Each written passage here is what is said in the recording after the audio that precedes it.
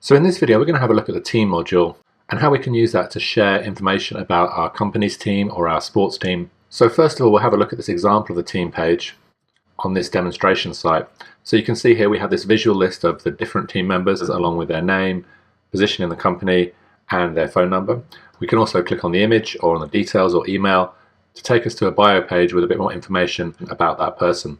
And you can see here on the right hand side we have a list of the featured team members, and what we'll do now is jump into the content management system and look at how we edit an existing team member and then also how we create a brand new team member. So if we jump into our content management system, we'll jump into our team module here, and you can see we have a list of all those 6 different team members that we currently have up on the site. If we need to feature different team members, we can use the star across on the right hand side to unfeature or feature new team members, and then we would click publish. We can also show and hide different team members by clicking the ghost button across on the right hand side here, which won't delete them from the content management system. We can still make them active again, but it will make them invisible on the front end of the site. We can also delete team members as well by clicking the crosshair, or edit team members by clicking the pencil to move into the edit options for that particular team member. So you can see here the team member has a number of different fields that we can enter in here. We have the name of that team member, the slug, which shows up in the web address when we go to their page. So you can see here under Amber's page here, you can see here in the web address we have Amber's name listed as well. If we come back to the content management system, you can see we have information about the position, their email and their phone number, and then also a biography for that team member, which we can format in the same way that we format pages. So if you have a look at the pages video tutorial, you can see some more information about how we create lists and things like that.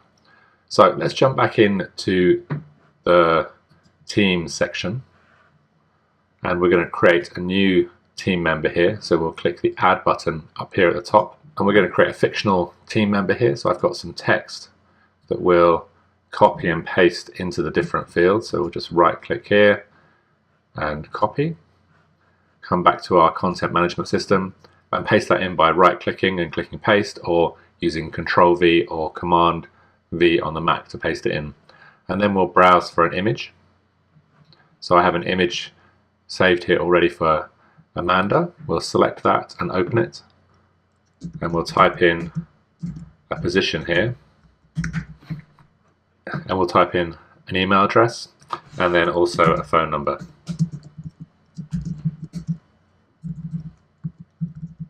And then if we open this up, we'll paste in a couple of paragraphs of information about Amanda.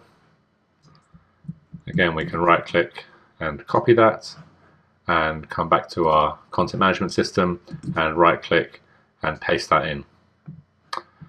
So now if we press publish, we can come back to our team page, and you can see now we have Amanda listed there as part of our team. And if we click on her image or on the details below, we'll come to the page that we've created, a short bio of Amanda and her portrait. Now you can also see down here we have the contact information, and the contact information relies on the email address that we enter into this field here. So if you don't enter an email address, come back to the site, then the contact form won't be visible at the bottom, and you can see we lose the email button here, and also on the team page we don't have the email button down here. So we'll come back in and pop back in Amanda's address and publish that. And you can see here we have a section for categories down at the bottom, which is empty at the moment. But if we come back to our content management system and hover over the Our Team button, we can jump into categories and we can create categories for our team. So if we click on Add Team Categories, we'll type in a name for a category here.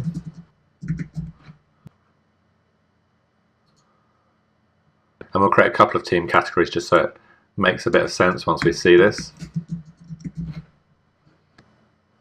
And once we've created those, we'll hit publish. So what will happen with our teams is they'll remain invisible until we add people to those teams. So if we come back to our content management system and into our team section, we'll go in and edit Amanda, and we'll add her to the web team and publish that.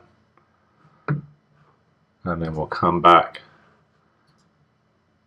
edit John, and we'll pop him in the sales team. So now these teams remain invisible in the menu structure. So if we come back to content and to our navigation, you can see that we have our web team and our sales team listed, but they're ghosted.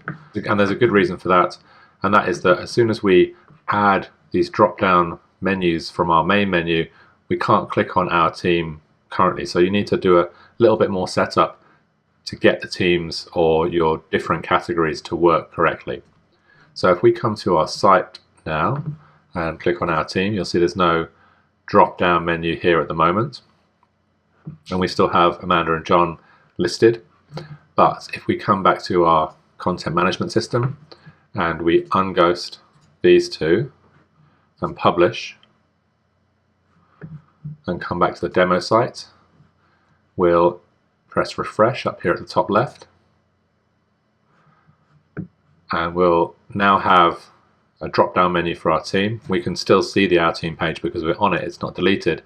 But when we come to the web team, we'll just see those team members that are listed in the web team and in the sales team, but there's no way now to access those other team members. So we need to add one more item to our menu so that we can see those other team members. So if we come to our content management system, we'll add a new menu tab and we'll type in all, and we'll click the little green tick to add it. We'll drop this into the Our Team menu and we'll link this to the team page. Click the green checkbox and scroll down and publish that menu. And now you can see that when we come to the site and hit refresh, when we come to our team, we can see all the team, or we can see the individual teams that we've made, which could be organized by location or position or the different areas of your company as you organize your teams. So if we click on all, we'll again see the entire team. So you can see that organizing the teams into different categories is really easy to do in the content management system. And if you want to manage your teams or edit your teams, then just come back in to the category section in the content management system, and you can modify, add and delete categories as you need to.